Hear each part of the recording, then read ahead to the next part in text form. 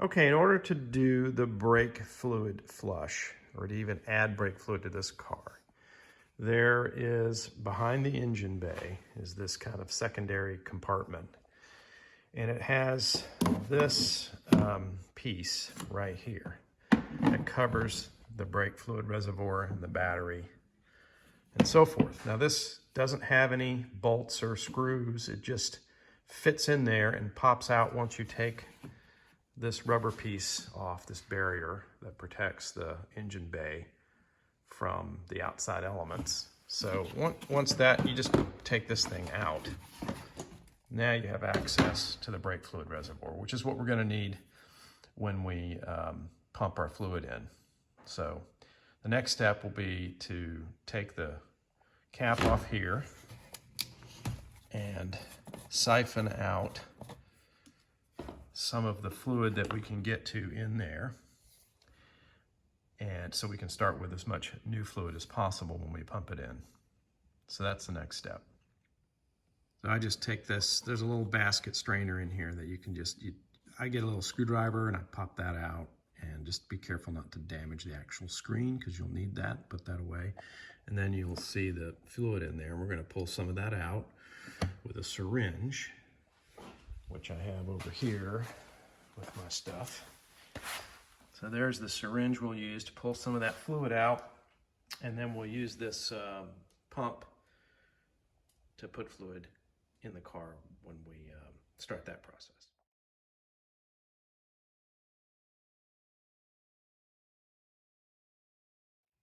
Okay, on the brake fluid, so on the rears, the nipple for the brake fluid is right in here, right on the inside there. And you're gonna loosen that. You're gonna pull the little rubber piece off, and you're gonna expose that little nipple.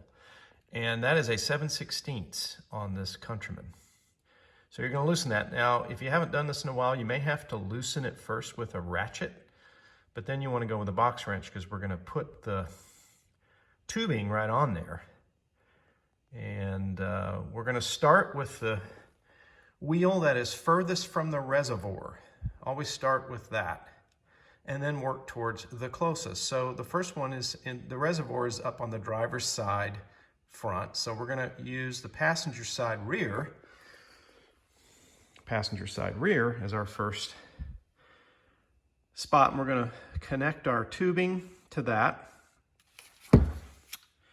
And this little guy here to this right there. And then we'll loosen it up some more when we're ready to start, but I'd already loosened it a little bit. That's why it's leaking. And so then we're gonna go up and fill up our pump and get that ready, and then we'll go from there. Okay, so this is what it looks like once you get it going. So I'm already on my second wheel. And that's now filling up. And then every once in a while I go up here and I check my pressure on just to make sure that's going. I've got plenty of fluid in there. Everything's as it should be. And so it's just four wheels. The fronts on the JCW, the nipple is really easy. It's right out front, so we'll just connect that. I'd already loosened these a little bit. That's why they're leaking just a little bit. Could probably tighten that just to get more pressure to the back. So come back to you once we get this done. So when you're finished with your bleeding, you may end up with a pretty full reservoir. So you'll need to siphon some of that out in order to make that the adequate level. Get your basket back in there. It's also a good time when you got all your bleeding going is to do a brake inspection, clean the brake parts. Just get some brake parts cleaner and spray that on there. I haven't done this one yet, but I've done the others. And then check your brake pads to see what's remaining on those, so you know when you may have to do the brakes next. And for the most part, that's it. Once you clean up, make sure you put the little rubber pieces back on the nipples, and you're done with your brakes. Test your brakes, make sure that they're good and stiff. If they're mushy at all, you probably have air in the system.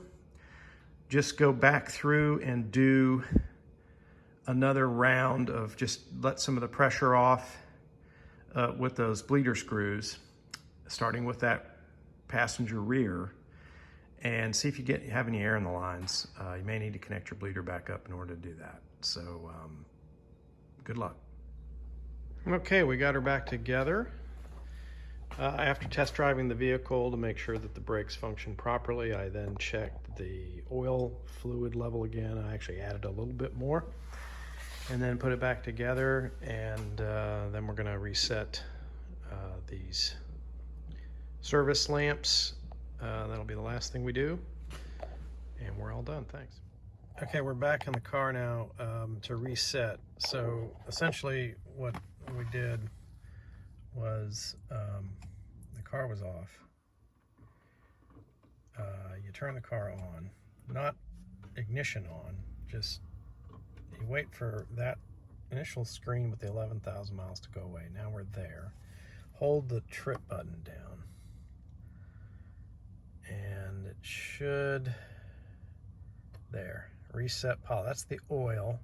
Now, I just did it, that's why it says impossible. Then you go through. Now this is the general inspection,